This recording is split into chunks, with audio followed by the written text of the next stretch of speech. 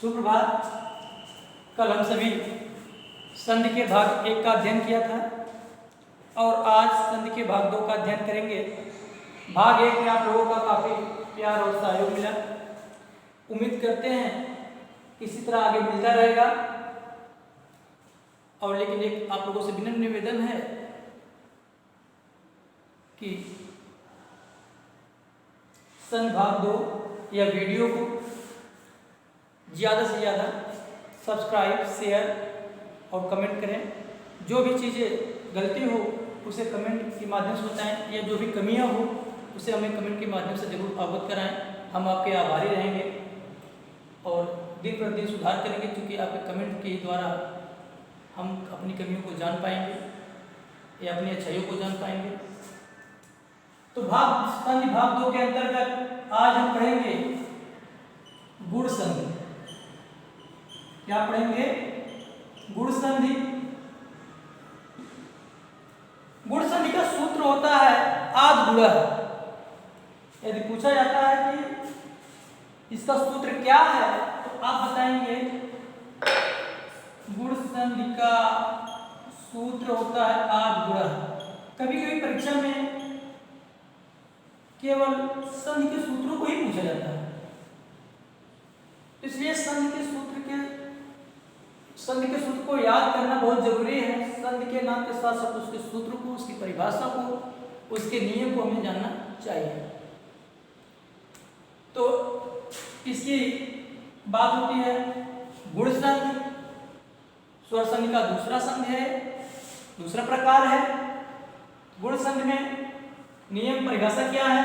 यदि ह्रस्व या दीर्घ कहें, ह्रस्व माने छोटा और दीर्घ में बड़ा, तो हम कहते हैं यदि आ या आ के बाद, यदि आ या आ के बाद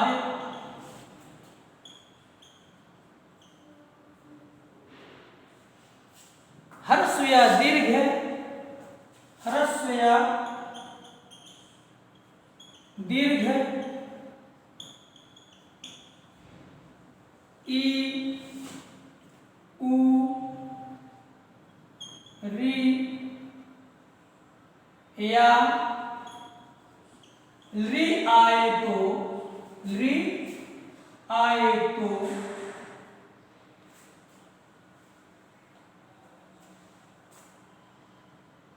क्रमशः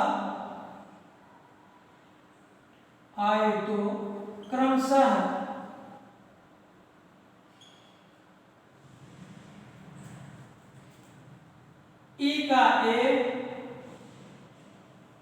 ई का ए, उ का ओ,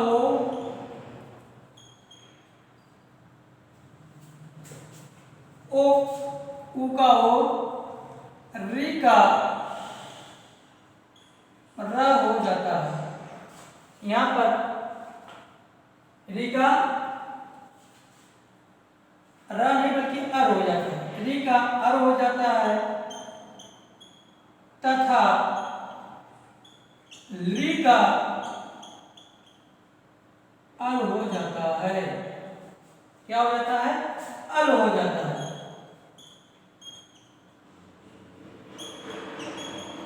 एक बार परिभाषा और सुन लेंगे। यदि आ या आ के बाद, यदि आ या आ के बाद ह्रस्व या दीर्घ ई, उ, री या ली आए तो क्रमशः ई का ए, उ का ओ, री का अल और री का अल हो जाता है। इसे ग्राफ के माध्यम से समझ लेते हैं। यहां पर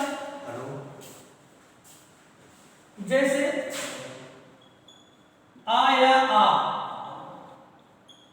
के बाद, आ या आ के बाद यदि यहां पर ई आए, ई या ह्रस्व या दीर्घ आए, ह्रस्व या दीर्घ उ आए, इसका रूप तो एक ही होता है और इसका भी एक ही होता है। तो इसके स्थान पर ए हो जाएगा, इसके स्थान पर ओ हो जाएगा, इसके स्थान पे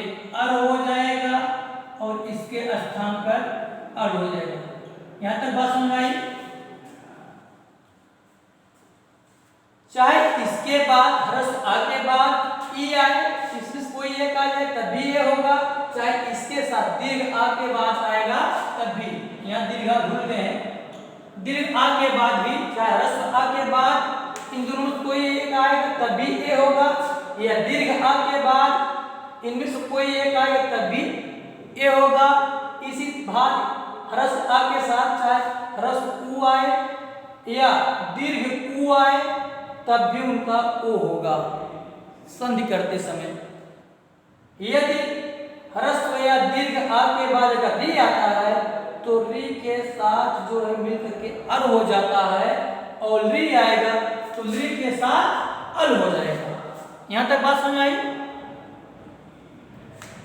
अब देखते हैं जैसे उदाहरण के रूप में इसे और स्पष्ट करते हैं। जिसे रमेश एक शब्द लिखा गया यहां पर रमेश, तो रमेश का जब समुच्चय हम करेंगे तो रमाधन इस।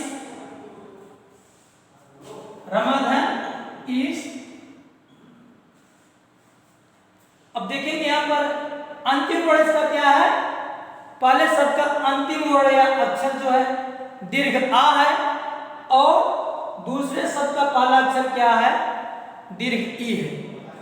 और हमने कल यही बताया था कि संधि में दो पद होते हैं, पद से तात्पर्य दो शब्द होते हैं और दोनों शब्द सार्थक होते हैं, वे अर्थपूर्ण होते हैं। जब तक अर्थपूर्ण नहीं होंगे तब तक संधि सही नहीं होगी। तो यहाँ रमा और यहाँ इस मनेश्वर रमा लक्ष्मी, तो रमा का आ और इस का प्लस ई, और दोनों मिलकर क्या बन गए, ए बन गया। और जब ए बन गया तो यहाँ मां हलंत युक्त हो जाएगा, और यहाँ क्या बचेगा सर, यहाँ क्या बचा स। क्यों मां पे हलंत हो जाएगा, क्योंकि मां से हमने स्वर को निकाल लिया, दीर्घ आ को निकाल लिया और इस शब्द से ई को अलग कर लिया, और दोनों जुड़ करके एक की उत्पत्ति कर दी। और इसकी स्थिति समझने के लिए आप बता रहे हैं, ऐसे हो सकता है रम धन ए धन श। यहां तक समझ आई बात। क्योंकि ये मां है, मां पे हलंत लगा हुआ, हलंत का मतलब ही होता है कि वह वर्ण जिस पर हलंत लगा होता है वह स्वर रहित होता है, उसमें स्वर नहीं होता है। और जिसमें स्वर नहीं होता, जब संधि करते हैं तो वह जो स्वर उसी हलंत वाले अक्षर पर जुड़ जाता है। तो बना क्या, रमेश। क्या हो जाएगा, रमेश। शायद नीचे हो जा रहा, कोई दिखाई नहीं दे रहा होगा, तो बन गया रमेश। इसे और देखते हैं।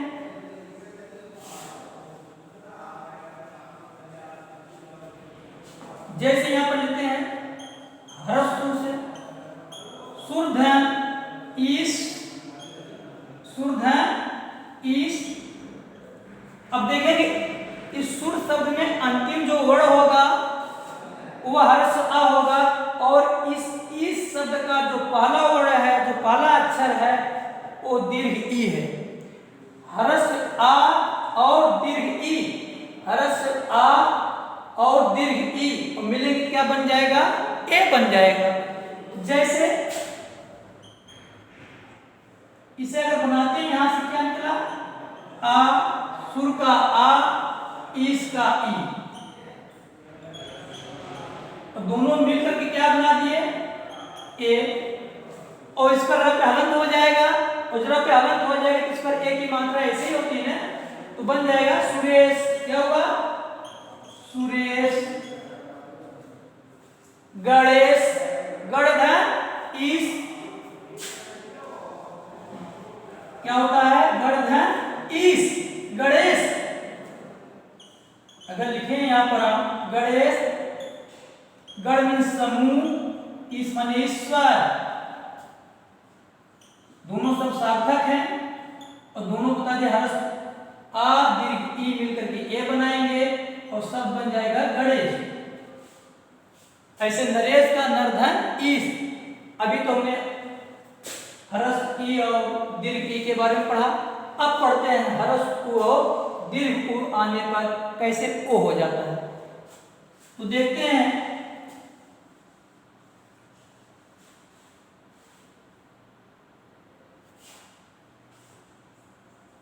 जैसे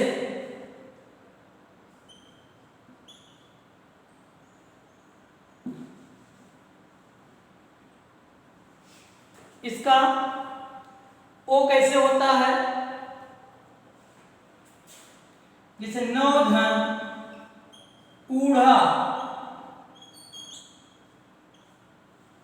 इसमें नौ का हर्ष आ और ऊढ़ा का उ शब्द मिलेंगे, यहां से आ निकला और प्लस यहां से दीर्घ उ आया, तो दोनों उत्पत्ति किसके किए, ओ की। आधन उ बराबर ओ,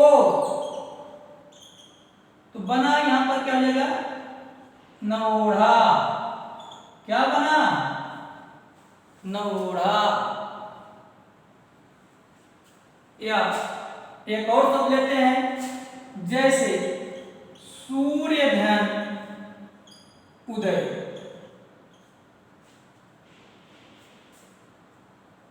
क्या बन जाएगा,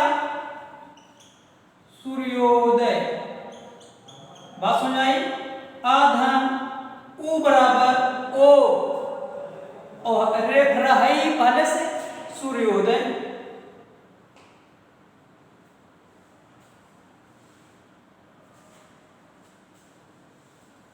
री का देखते हैं, जैसे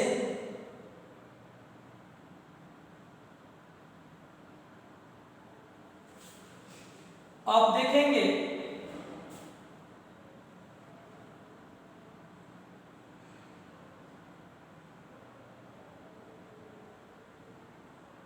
महाधन ऋषि, महाधन ऋषि, तो महा में दीर्घ री यहां पर है ही, और दोनों यहां से निकालेंगे, यहां से महा से आ प्लस री निकला, और दोनों की उत्पत्ति किससे हुई, अर की हो गई।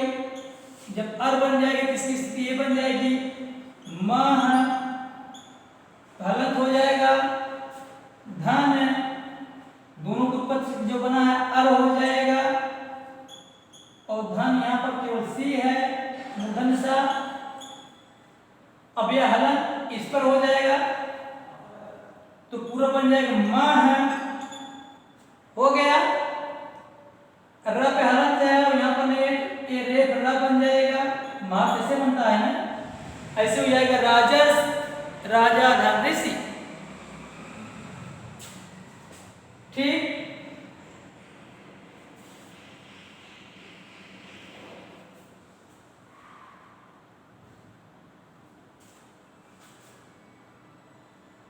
इस प्रकार जो ली शब्द होता है इसका प्रयोग केवल संस्कृत, कभी कभी पूछा जाता है कि ऐसा कौन सा स्वर है जिसका प्रयोग केवल संस्कृत में होता है, तो ये ली है।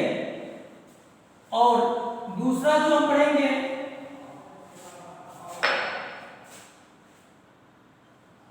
स्वर संधि का जो तीसरा संधि है, तीसरा नाम उसका वृद्धि संधि। क्या है, तीसरी स्वर संधि क्या है, वृद्धि स्वर संधि। इसका सूत्र होता है वृद्धिरेच, वृद्धिरेच, रेच माने निर्माण करना, जो आगे किसी चीज को बना दे उसे निर्माण कर दे, निर्माण माने बनाना। इसकी परिभाषा क्या है,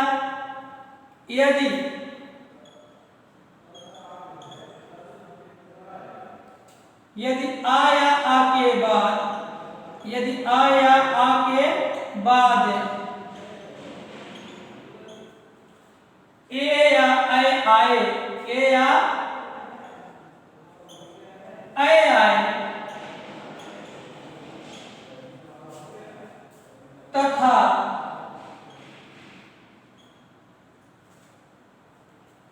ओ या औ आए, ओ या औ आए। ध्यान देना, चाहे हर्ष आ के बाद इन दोनों में से कोई एक आए और चाहे दीर्घ आ के बाद आए, और चाहे ओ या औ में से कोई एक आए। हर्ष के बाद चाहे ओ आए चाहे औ आए, और दीर्घ आ के बाद चाहे ओ आए चाहे औ आए, आए तो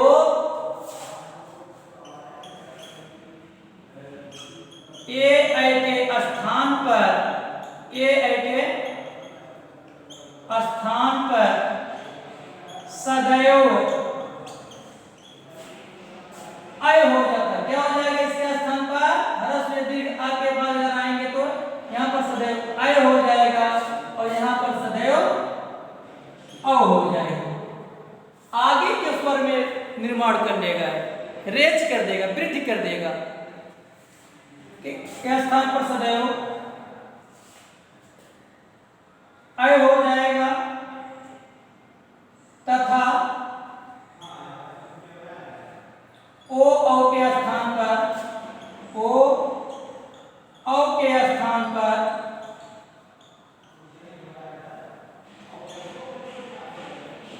ओ औ के स्थान पर सदैव औ हो जाता है। औ हो जाता है। ध्यान देंगे, यदि ह्रस्व दीर्घ आ के बाद ए या ऐ आए तथा ओ या औ आए तो ए अगर ए के माने ए ऐ आएंगे तो ए ऐ के स्थान सदैव ऐ हो जाता है। यदि ओ या औ आएगा तो उसके स्थान सदैव औ हो जाएगा। इसका ढांचा इस तरह बनाएंगे, इसे आ या आ के बाद यदि ए या ऐ आए तो सदैव क्या बनेगा? ऐ। और यहां पर ओ या औ आए तो क्या बनेगा? सदैव औ बनेगा। ये आगे वाले स्वर में जो वृद्धि कर जाएंगे, रेच वृद्धि करके उसका निर्माण कर देंगे। आया आके बाद, यहां तक समझ आया? ये नहीं कहने तात्पर्य है कि ह्रस्व के साथ इन दोनों कोई एक आएगी तब भी ऐ होगा। अगर दीर्घ के बाद, दीर्घ आ के बाद ए या ऐ आएगी तब भी ऐ होगा। यदि ह्रस्व आ के बाद ओ या औ आएगा तब भी औ ही होगा, या दीर्घ आ के बाद ओ या औ आएगा तब भी औ ही होगा। जैसे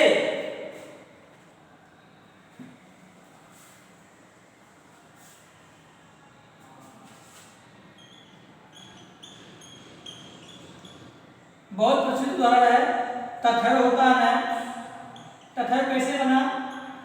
तथा धन एव, तथा धन एव। यहां पर दीर्घ आ के बाद क्या आया? ए आया। दीर्घ आ धन ए मिलकर क्या हो जाएंगे? ऐ हो जाएंगे।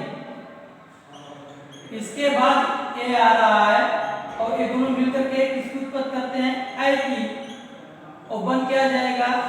इसका इसे एक स्टेप और आगे ले चलते हैं तो तथ लिखा जा सकता है, नहीं लिखा जा? क्यों लिखा जा सकता है? था हलंत इसलिए लगा दिया क्योंकि था का हलंत जो आ था उसे हमने निकाल दिया और एव का ए निकाल दिया तो क्या बन गया?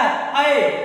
तो इसको हम इस तरह लिख सकते हैं क्योंकि हम संधि पढ़ रहे हैं और शेष यहाँ पर वह बचा है, यहाँ हो जाएगा वह और ऐ की मात्रा ऐसे ही होती है।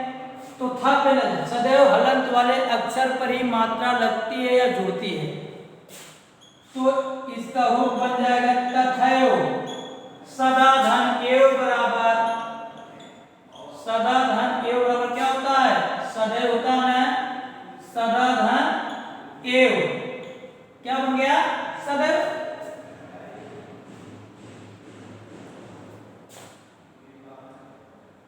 एक धन एक बराबर, एक धन एक बराबर क्या होगा? एक एक, एक एक। ठीक। इसी प्रकार ओ से देखते हैं।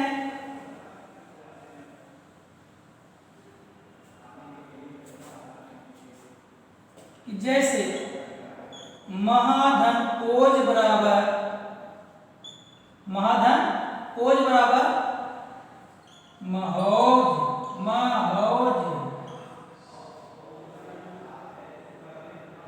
वन धन औषधि बराबर औषधि और औषध। कहीं कहीं पूछता है औषध और औषध कौन सा है, तो औषध मीन्स होता है दवा, औषध मीन्स नहीं, तो क्या हो जाएगा औषधि, वन धन औषधि बराबर वनौषधि। समझ में आ ही गया होगा। अब दोनों संधि के दो दो तीन तीन उदाहरण दे रहे हैं, आप संधि छेद करेंगे, कमेंट करेंगे, जैसे लिखेंगे आप मतैक। सब्सक्राइब करना मत भूलिएगा, ये हम विनम्र निवेदन के साथ आप लोगों से कह रहे हैं। आप सभी जो है मतैक के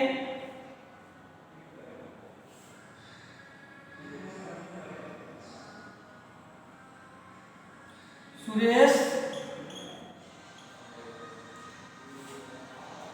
राजेश, राकेश,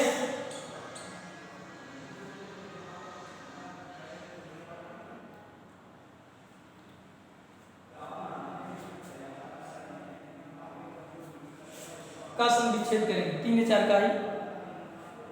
धन्यवाद।